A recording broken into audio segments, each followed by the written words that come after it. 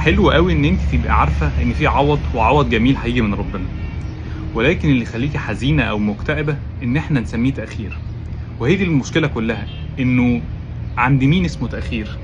ممكن احنا نسميه تاخير بعلمنا اللي هو محدود جدا جدا جدا بمقارنه بعلم ربنا وحكمه ربنا، فنبقى متضايقين عشان اتاخر. بس هو الحقيقه ما اتاخرش ولا حاجه، يعني مين قال ان هو اتاخر؟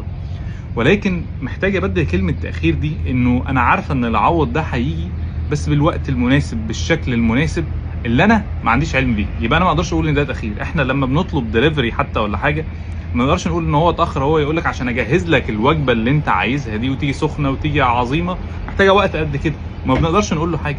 فما بالك بقى بعوض ربنا هيجيلك بس في الوقت اللي ربنا عايزه بالشكل اللي هو عايزه، عشان بس ما نبقاش بنفرض على نفسنا شكل معين ونقول هو ليه العوض ما جاش، او نفرض على نفسنا توقيت معين واحنا ما نبقاش عارفين هل ده تاخير فعلا ولا انه